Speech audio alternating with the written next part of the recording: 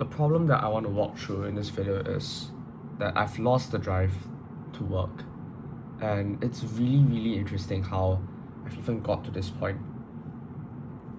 And I don't think it's necessarily a bad thing. So let's start with therapy, because that was how all of this started. Now, before I even started therapy, all I knew in life was that one of the very foundational core beliefs I had in life was that, pain is the core driver. Pain is what motivates you to move forward. And all my goals that I set for myself were out of pain. Even the vision I've set myself were out of pain. And they were out of me not liking the current life that I had. Especially despising the patterns where I went into huge relapses on pornography, masturbation, YouTube binging, all of that stuff. And so all of the goals that I initially set, like 100k a month, 90 RP, all of these goals were set because I was trying to escape pain. And it's as simple as that. Now, therapy has been really interesting because from therapy, what I've realized is when someone goes through trauma, their identity kind of splits. So right now you might think that you are one person, but no, you're actually several identities operating within a singular body. So if you've ever wondered why sometimes it seems that you can be so consistent, but other times you just want to procrastinate and do nothing and tear your life down. Why sometimes you can be so extroverted, but other times you kind of just want to stay in your own little corner and not do anything. It's because you have different identities within you. And the different identities within me are, I have Warrior Eden. So this is the guy that is the dominant the dominant identity within me that pushes me forward to do work, to that pushes me forward to accomplish what I've accomplished so far. There's another part of me which is Rebel Eden. So this is the part that hates authority, that loves to rebel against authority, and I find it fun as well. Another part of me is Childish Eden, which is why, if you know me close, I tend to do a lot of childish things. Even though people would say I'm really mature, there's still this childish side of me. Another part of me is the Dreamer Eden, and this guy he just dreams and fantasizes, whether it's relationships, goals, future. That's another part of me. The fifth part of me is this thing called the Beast, and this is someone that pops up when I'm really desperate and I have no choices at all. And basically he is willing to do anything, regardless of how brutal it is, right? Betrayal, murder, manipulation, in order to get to his goals. He will do anything. And the last guy, it's, at first when we were doing therapy, we thought this was Lonely Eden, which is a guy that is starved of connection, that is a guy that has been neglected, a guy that is weak and small. What we discovered is that all of these identities, these five, they are protectors protecting this little kid right here, right? Lonely Eden. Let me try and find I actually took pretty good notes on this.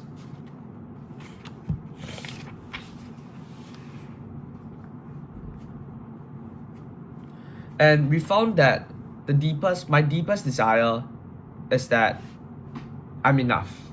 Am I enough? That's my deepest desire, to feel like I'm enough. And goals at that point in time, they were a deadline for my worth. So if I achieve my goals, I am enough and I'm worthy. If I don't, I'm not enough, therefore I need to work harder in order to achieve my goals and feel enough. So that was my core driver. And the reason why I struggled with pornography for a long time, even though you can see people when they decide to quit, they just quit. And it isn't that difficult for them. Especially as entrepreneurs, I've quit every single bad habit. Gaming, junk food, that's completely out of my life right now. Scrolling, that's completely out of my life most of the time right now. Except for when I watch porn and then masturbate, and then I feel really bad about myself, and then I get onto Instagram to scroll because I'm so like dopamine. I crave for so much dopamine at that point in time. But the reason why I watch porn and I've written down over here is because my nervous system needs safety, which is a fundamental need for like every single person, right? And because of that, how do I get safety? It's by having a long-term partner or a girlfriend. And because I don't have one, I then turn to porn because porn makes me feel chosen. And this is really a huge discovery, because the way to quit all these vices, or the biggest vice you have right now, is not through like fucking cold showers, finding your purpose, no fat. It's literally through finding the unmet need that you have. Because what the therapist told me is that porn is not a problem. It is actually the solution to one of your problems that you currently have, which is why you keep using it.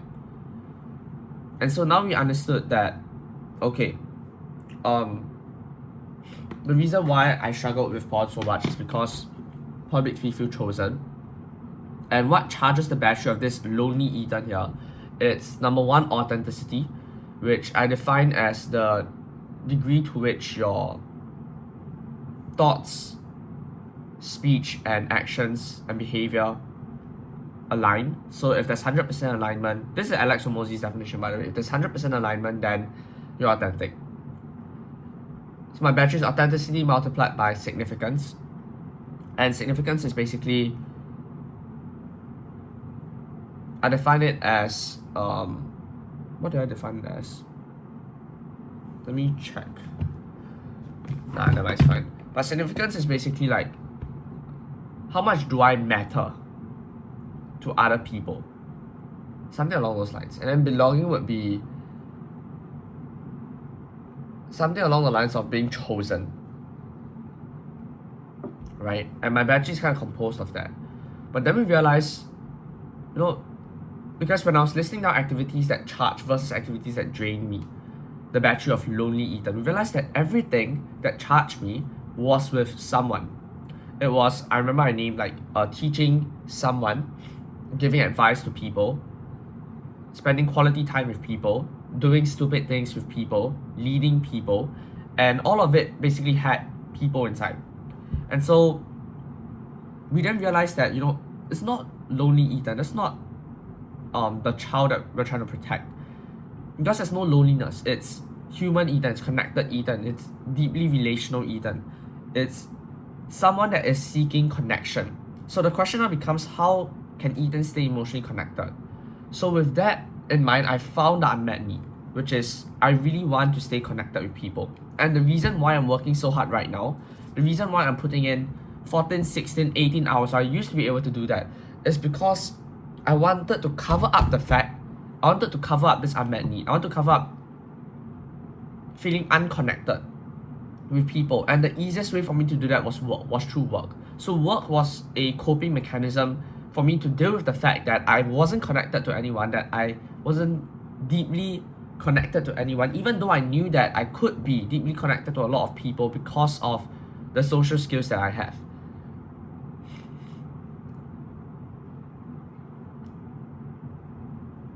That's crazy to think about that, right? It sounds sad, bro. It sounds sad, bro. But that's basically the core unmet need. And now with that in mind, I then set kind of a 90-day goal for myself. And at that point in time, to understand that I was starting to struggle with consistency, in that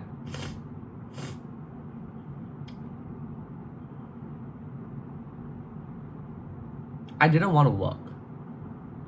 As I slowly discovered this and I started to handle it, the main problem that came out is that I started to not want to work. Because the point of work before was to satisfy this unmet need.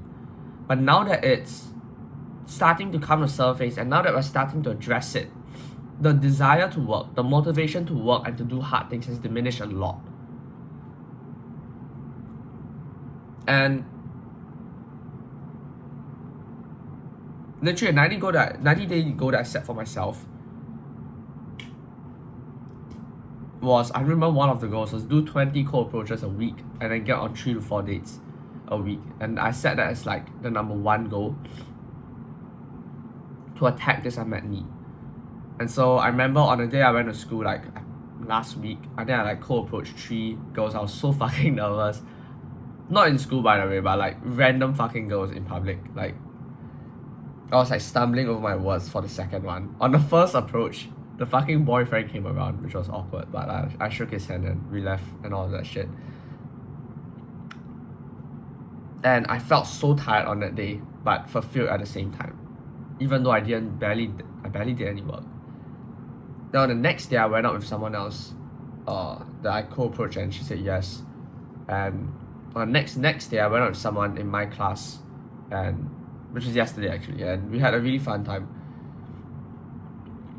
And she said something that really stood out to me. It's like, why does it seem like your life is a never-ending to-do list? Because when I look at your Instagram, it just seems that it's kind of performative and that you're just trying to tick off like goals that you have, and your life is all about achieving your goals. But when I look at you as a person, you're not that one-dimensional, and you're actually a lot more complex and interesting than that. And that kind of struck me in a way that, you know, no one has ever said something like that before. And it also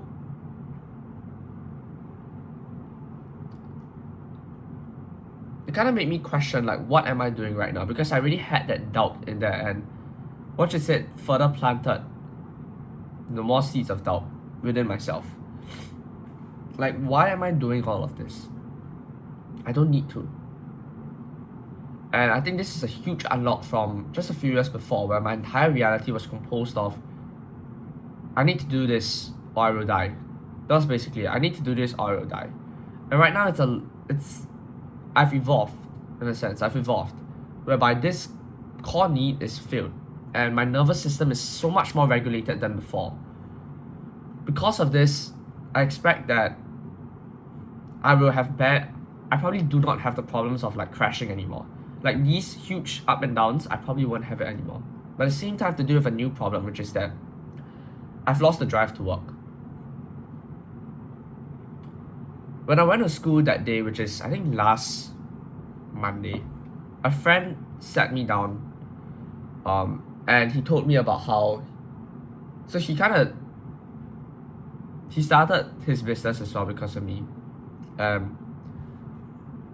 He's making like about 4K a month, and he said that, you know, he kind of lost the drive to work as well because he doesn't see a point in working anymore. And the main problem he had was that he and this girl, it's always a fucking girl, right? He and this girl, they were talking and he found it interesting and whatever, and she was giving him too much oxytocin and dopamine. And the advice I gave to him at that point in time is either, number one, you go date a lot of girls so that you are numb to this girl itself, and that stops you from, you know, not being able to work or concentrate because of this girl. Number two is to do a full dopamine detox, and the next day immediately come back in and work so that is being reinforced as the kind of primary source of dopamine. Third thing is to only contact her after a day of work, after you've completed your tasks. You can only contact her after you've completed your tasks. And I also told him that it's not a bad thing and it is a problem that I wanted to have. And then he said that he wanted my problem. And it's so funny how now I'm in his shoes and I kind of want my own problem back.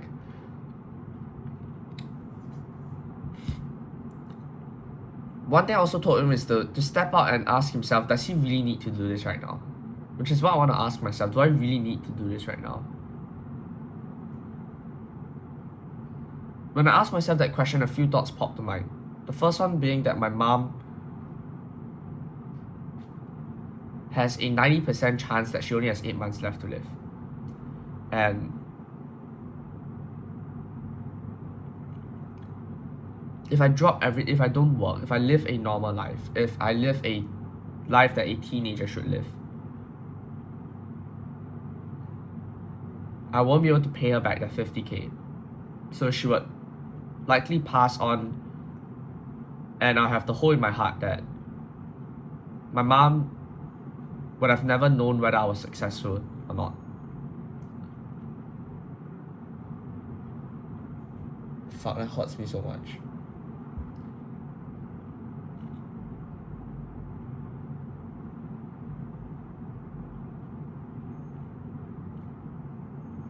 Yeah.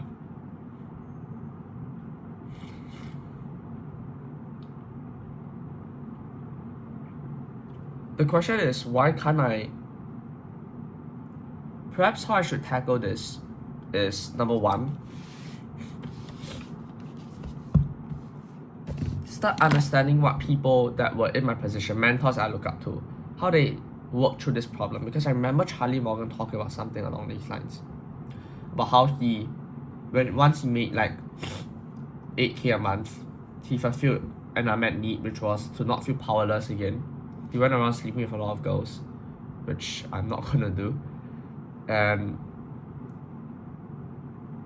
then he realized how stupid it was. And then he, I think, went through therapy and he had like a huge unlock or some shit. He found his unmet need, he knew how to address it. And then from then on, his business just skyrocketed from 30K to like 100K.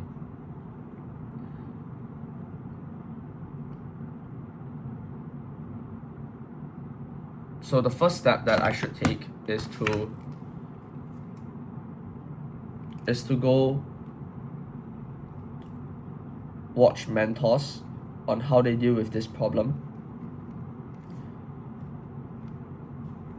So this would be Charlie Morgan, then Charlie, yeah. I think Tony Robbins. Just go do some research on like, why is this even a problem? I know why it's a problem. The problem is that there's no hole that I'm trying to fill up anymore. And right now I'm like happy as a person. Life is not suffering anymore for me. And I'm incredibly blessed to be in this situation, but at the same time, I feel like I've lost the drive that has got me here in the first place. And it stings to think that, because it stinks, man. Because I still have such huge goals and desires for myself. But this is the first time in life I'm questioning, is it worth it to pursue these goals? And do I need to pursue these goals? Oh, another one is Elisa Liu, the figure skater, because I remember she was like skating all of her life because her dad like kind of forced her to do it. And then she quit at like the age of 16 because she was like tired and she experienced life a bit. And I feel like that's what I'm doing right now. I've experienced life a bit. But the only reason I'm able to experience this life right now, the only reason I'm able to kind of attract people so easily and talk to people so easily and do all the things that I'm doing is because I have built myself up to this point. And that's something that I should never forget as well. It's like, if you were a normal guy, all of this would not have happened. You wouldn't even have the balls to be able to think that you could transition from where you are right now to such a different reality. So maybe this is another phase in my life. Maybe this is not a problem, but it's just another phase. And this is not a bug, but a feature of me becoming a better person, a better entrepreneur. At least I hope to think so. So the first step is go watch mentors and how they deal with this problem. And that's all I can do right now, right? The second step I would think is to really clarify my goals. I feel like I've done that so much, but for some reason, I just don't give a shit. Which I don't know why. I mean, I probably just explained why, but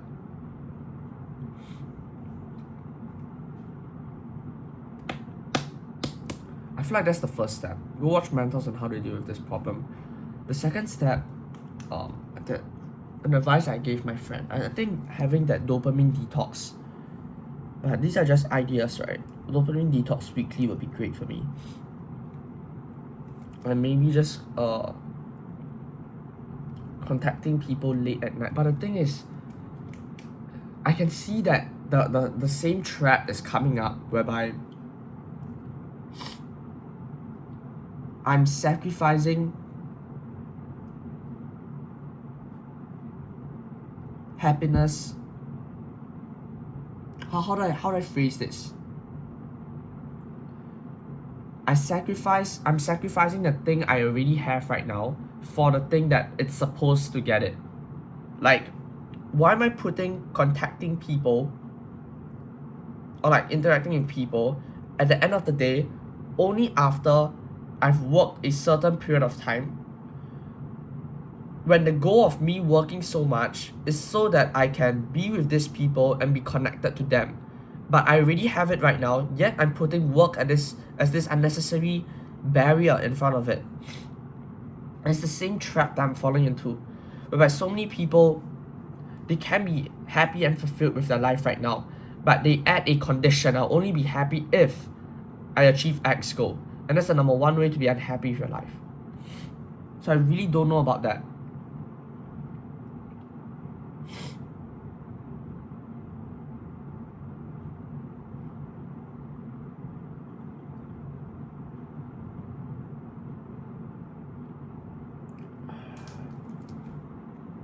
Let's just write it down first. I guess this is a great problem to have. You know, like,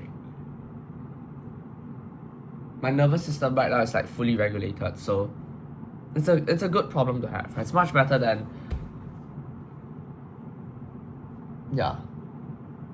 be grateful, bruh. I have to be grateful, you know.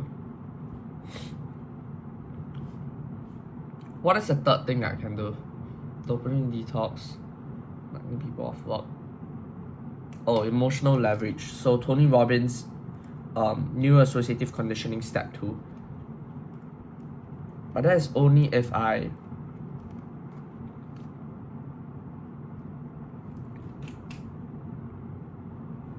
have a clear goal in mind.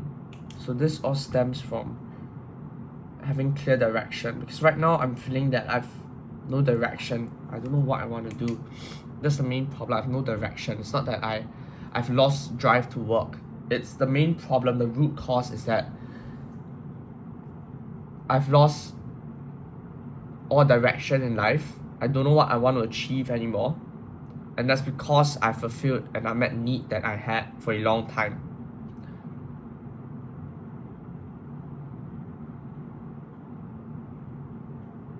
Yeah. But this is another phase in my life, bro. Like, how many years of this? Since 14 years old to right now. Oh, fuck. 4 years, bro, of being in pain. Pure pain every single day. Damn, bro. I wish someone would have told me this, like, way earlier. You know, I guess, thank you, Jesus, thank you, Jesus, man, for showing me the way. And I have full trust in him that, you know, we'll work through whatever this is, and this is the right path that I'm supposed to be on. Okay, that's all for today, man. I'm gonna start doing research on number 1, on how they dealt with this problem, and then I'll start implementing it. The point of this video is so that I can transcribe this and then give my mentor a bit more context on what's happening with me right now. But yeah, hope you guys are doing great. You know, keep crushing it. If you have any questions or whatever you need help with, yeah, feel free to DM me on IG, bro. Like, I'm happy to help. I found out that the easiest way to suffer is to be extremely self-focused and to only care about yourself. And the fastest way out of suffering is through being grateful and appreciating the little joys in life. And it all starts with the questions that you ask yourself. what's truly great about this? What can you be happy about? What can you do to be happy? And one of the ways that I can be happier is through helping others and just making their lives a little better. Okay, yeah. Good luck, guys.